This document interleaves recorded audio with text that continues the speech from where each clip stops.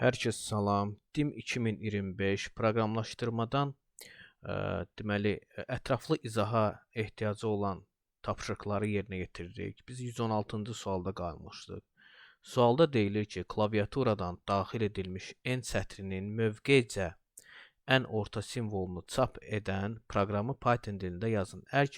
Əgər orta simvol yoxdursa, proqram 0 çap etsin. Burada nümunələr də göstərilib. Nümunədə əgər kitab sözüdür. Kitabda T hərfi orta simvol olduğuna görə T-ni çap edir çıxışda. Info sözü 4 hərfdən ibarətdir. Orta hərf yoxdur. Ona görə 0 çap edir. Deməli, qeyd edim ki, mən Python onlayn versiyasından istifadə edəcəm. Başlayaq yazmağa. Deməli, əvvəlcə A-ya biz deməli, A vasitəsilə daxil edəcəyik input, yəni sətir tipli olacaq. A-ya mənimsədəcəyik. Daha sonra deməli, şərtdə deyilir ki, deməli, mövqeycə orta simvolu tapmaq lazım. Əvvəlcə mən bilməliyəm ki, mənim daxil etdiyim deməli, sətrin uzunluğu nə qədərdir? Əgər sətr uzunluğu len A vasitəsilə tapıram, sətrin uzunluğu cüt ədəddirsə, necə tapıram? Mod 2 deməli, bizə lazımdır ki, sətrin uzunluğu tək ədəd olsun ki, orta simvol olsun. Ona görə biz təsdiqdə nə tapmalıyıq? Əgər 2-yə böləndə 0 alınmırsa, nida bərabərdir 0. Bu halda B-ni B-yə mənimsədək bərabərdir. A-nın hansı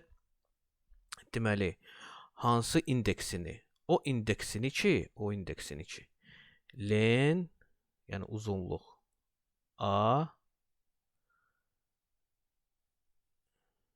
2 dənə bölək işarəsi, yəni 2-yə böləndə tam hissə nə alınırsa, həmən indeksi B-yə mənimsədirik. Və həmən hissəni də biz çap edirik. Print B. Əks halda else 0 çap edəcək. 0-ı çap edəcək. İndi mən bunu sizə kəsim göstərim, nümunə olaraq daha ətraflı izah edim. Deməli, fikir verin. Əgər biz kitab sözü götürmüşük də, düzdürmü? Kitab. Kitab sözündə bu hissədə biz tapırıq ki, kitab deməli neçə hərfdən ibarət? 5 hərfdən ibarətdir. 5-i 2-yə böləndə qalıq 0 alınmır. Ona görə bu şərtə daxil olur. Düzdürmü? Şərtə daxil olandan sonra A-nın içində biz həmən 5-i 2-yə böləndə tam hissə nə alınır? 2 alınır da. 2,5-dir, tam hissəsi 2-dir. Düzdürmü? Ona görə A içində 2 olacaq. A-nın ikinci indeksi hansıdır? 0, 1, 2, T-dir. Və ona görə də bizdə T-ni çap edəcək. İndi baxaq. Gəlin proqramı işə salaq. İşə salıram proqramı, run edirəm və yazıram kitab sözünü. Kitab. Enter düyməsini basıram, T-ni çap etdi. Infonu əgər yenidən run edirəm, info yazıram, info. Info 4 hərfdən ibarət olduğu üçün bu şərtə daxil olmur. Ona görə də enter basanda 0 çap edir. Keçək növbəti suala. Növbəti sualda 117-ci sualdır. Bunu silək. Sualda deyilir ki, 100 ballıq sistemlə qiymətləndirməni 5 ballıq qiymətləndirmə sisteminə çevirən proqramı Python dilində yazın. Deməli, biz nə edirik? İlk növbədə n daxil edirik, deməli, bizə lazımdır ki, bilmək, məsələn, şagird neçə bal toplayıb. Ona görə də ədəd tipli yazırıq da. N bərabərdir. Ədəd tipli bir simvol daxil edirik. Int input.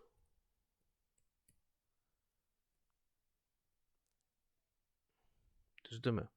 Əgər deməli götürək 81 və 100 arası toplayıbsa balı, qiyməti 5 olsun. Əgər 81-dən böyük bərabər n-dirsə, n daxil edilibsə və 100-dən kiçik bərabərdirsə, o halda 5-i çap etsin. Yəni 5 qiymət alıb. Və ya elif deməli 61 və 80 arası olanda 4 qiyməti. 61-dən böyük bərabər və 80-dən kiçik bərabərdirsə, bu halda 4 qiyməti çap eləsin. Və ya elif 36-dan 60-a qədər 36-dan 60-a qədər n-in qiyməti olsun. Neçə? 3 qiyməti alsın. Burada da biraz aralı qoyaq. 36-dan 60-a qədər print eləsin 3 qiymətini. Düzdürmü? Daha sonra 2 qiyməti alsa, 2 qiymətini götürək, misal üçün 10-dan 35-ə qədər də, düzdürmü? 10-dan yuxarı 35-ə qədər alsın 2 qiymətini və əks halda da 1 qiymətini alsın. Əks halda yəni 1 qiymət alsın. Burada biz fikir versək, deyir 100 ballıq sisteminə. Yəni biz 101 və yaxud da 0 mənfi qiymət yazmağımız düzgündür. Çünki şərtdə əvvəlcədən qeyd olunub ki, 100 ballıq sistem. Print 1. Aha. İndi gəlin proqramı işə salaq. Tutaq ki, Həsən gəldi, toplayıb 86 bal. 86 xal yıxıb. Qiyməti neçə olacaq? Enter 5 alacaq. Məsəl üçün, Nərmin gəldi, qiymətin balı 67 bal. 67 balı yazaq, baxaq 4 qiyməti aldı. Məsəl üçün,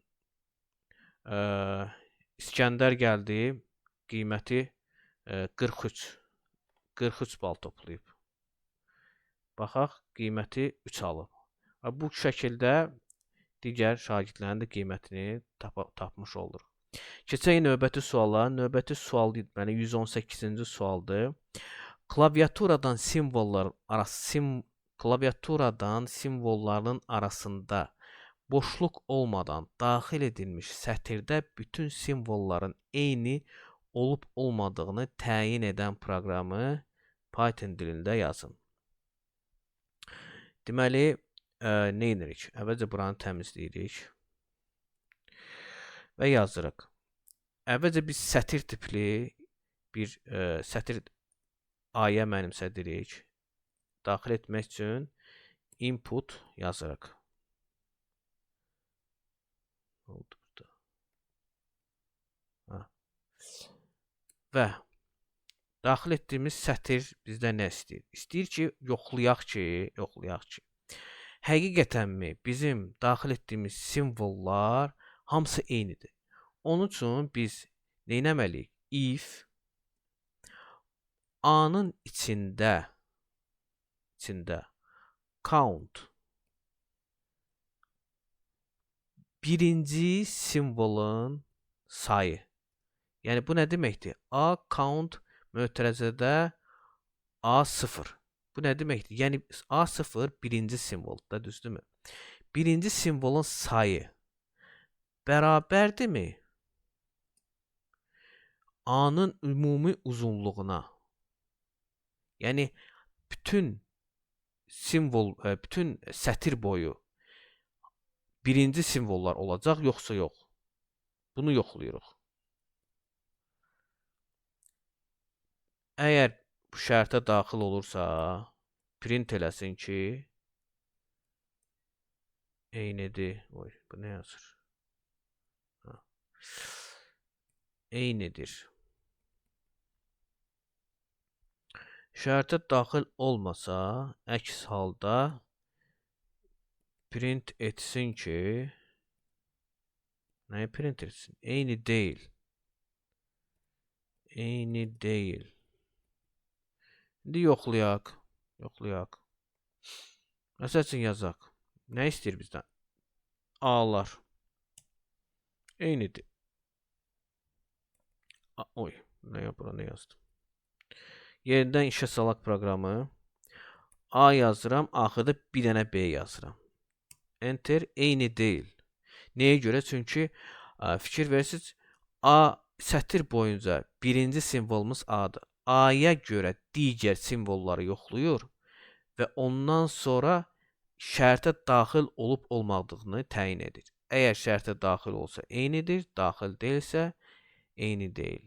Həmçinin nümunədə göstərildiyi kimi A, B, C, D də yazsaq, deyəcək ki, başlayıb tezdən yazmaq. A, B, C, D məsəl üçün. Enter, eyni deyil. Keçək növbəti suala. Növbəti sual 119-cu sualdır. Sualda deyilir ki, bəzi 3 rəqəmli palindrom olmayan ədədlərin rəqəmlərinin yerini dəyişdikdə palindrom ədədə çevirmək mümkündür. Klaviaturadan daxil edilmiş tam ədəd üçün bu halın mümkün olub olmadığını yoxlayan proqramı Python dilində yazaq. Yazaq. Deməli, əvvəlcə deyir ki, bizdə nə istəyir? Deyir, polinom ədədlər, tam ədədin klaviaturadan daxil edilmiş bəzi 3 rəqəmli polinomda olmayan ədədlərin rəqəmlərini tam, deməli yazırıq. N bərabərdir int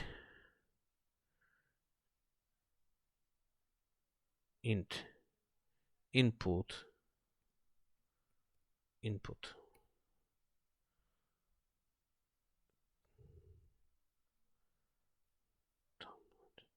tam ədəd istəyirsə biz buna modulda əlavə eləyək.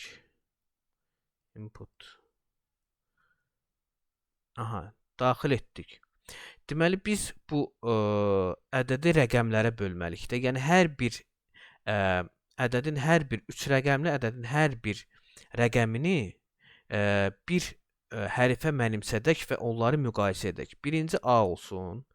A-mız olacaq. Deməli N-i biz bölürük tam hissəsini, 100-ə bölüb tam hissəsini nə alınırsa, onu A-ya mənimsədik. Deməli, əgər bizdə 123 rəqəmidirsə, biz onu 100-ə bölsək, tam hissəsi 1 olacaqdır. Yəni, birinci rəqəmi biz A-ya mənimsətdik. Daha sonra mən B-yə mənimsədəcəm ikincini. Necə eləyirəm? N-i tam hissəsini bölürəm ona və qalığı tapıram. Faiz 10 yazmaqla. Düzdürmü? Yəni, məsələn, 123-dürsə, bölürəm, bu 10-a böləndə olacaq tam hissə 12. 12-ni də 10-a qalığı 2-dir. Və ortada olan rəqəmi götürürəm, mənimsədirəm B-yə. Və sonra da C-yə mən neyi mənimsədəcəm? Sonuncu da yalnız 10-a bölməklə qalığını tapıram. Yəni 123-dürsə, 123-dürsə ədəd. Ona qalığı böləndə qalıq 3 qalır da və onu da C-yə mənimsədirəm. Düzdürmü? Və artıq mənə qalır nə etmək? Burada if-də bunları müqayisə etmək. Əgər A bərabərdirsə B-yə və ya A bərabərdirsə C-yə və ya B bərabərdirsə C-yə. Yəni üçü də bir-birinə, yox, üçlərindən ikisi bir-birinə bərabərdirsə, üçündən ikisi bir-birinə bərabərdirsə, o halda mümkündür. Print mümkündür. Əks halda isə çap etsin ki, mümkün deyil.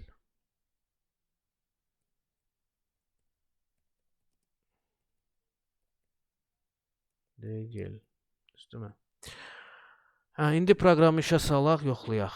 Deməli, misal üçün yazıram 455. 455-də əgər 4 ortada olsa, yəni 544 olsa palindrom düzdür. Hal-hazırda biz başqa cür yazırıq. Enter-i basaq mümkündür demək, düzdürmü? Və yaxud da olsun 3 dənə fərqli rəqəm. 4, 5, 6. Bunu biz bilirik ki, palindromda yazmaq mümkün deyil. Palindroma çevirmək mümkün deyil. Enter-i basıram, mümkün deyil. Həmçinin yazara bilərəm, misal üçün 1, 2, 2. Bu da mümkündür.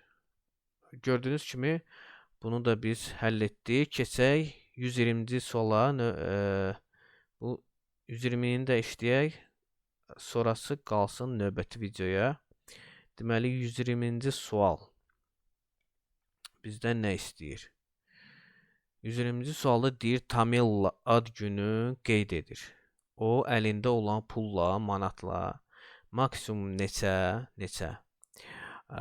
Deməli maksimum keks ala bilər və nə qədər pul artıq qalar? Əlində olan pul. Tapşırığın həlli üçün Python dilinə yazılmış proqramı tərtib edin. Pulun miqdarı və keksin qiyməti klaviaturadan daxil edir. Yəni əvvəlcədən biz pulun miqdarını və keksin qiymətini daxil etməliyik. Deməli pulun miqdarını P-yə mənimsədək. P bərabərdir int ədəd tipində olacaq. Input daxil edirik. Yazaq burada pulun miqdarı bərabərdir.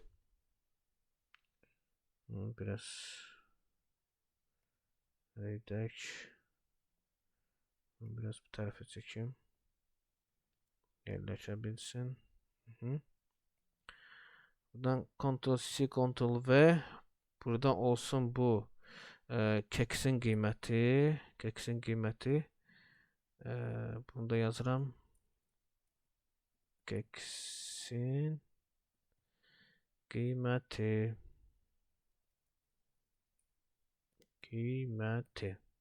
Aha. Və nə edirik? Yoxlayırıq. If əgər. Deməli bizə ilk növbədə lazımdır ki, əlimizdə olan pul, düzdürmü?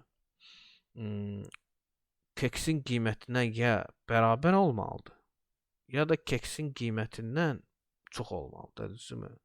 Ona görə yazırıq P böyükdür və bərabərdirsə K-dan, o halda daxil oluq şərtə. Şərtdə nə deyirik? Bizə istəyirik ki, pulun miqdarını, yəni nə qədər pul artıq qalar. Nə qədər pul artıq qaldığını biz bilmək üçün, deməli, əlimizdə olan pulun miqdarını keksin qiymətinə bölüb tam hissəni tapmalıyıq. Düzdürmü? Ona görə mən A-ya mənimsədəcəm. Nəyi? Deməli, P-ni K-ya böləndə tam hissə nə alınır? Düzdürmü? Tam... Qoy, niyə belə deyir? İstəmirəm də sən. Sonra B-yə mənimsədəcəm. P-nin K-ya olan qalığını. P faiz K. Tapdın bunu? K. Escape. Aha. O halda bizi üçün çap eləsin də, düzdür? Çap eləsin. Print. A. Yazacağım ki, nə yazacağım? Ədəd keks almaq olar.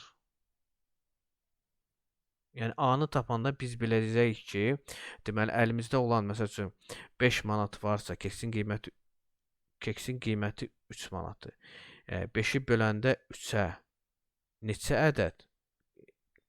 Deməli tam hissə nə qədərdir? 5-i 3-ə böləndə tam hissə 1-dir də.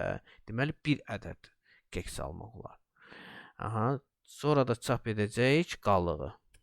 Print B yazırıq. Manat pul artıq qalar. Pul artıq qalar. Aha. Və əks halda isə else nə desin? Desin ki, print Tamilla xanım bu pulla keks almaq olmaz. Aha.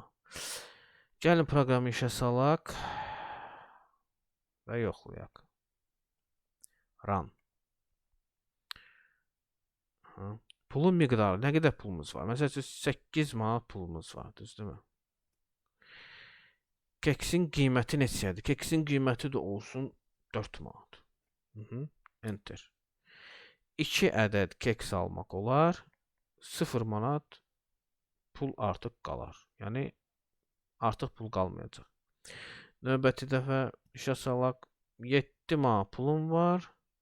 Keksin qiyməti 5 manat. Hesabla. 1 ədəd keks almaq olar. 2 manat da pul artıq qalacaq.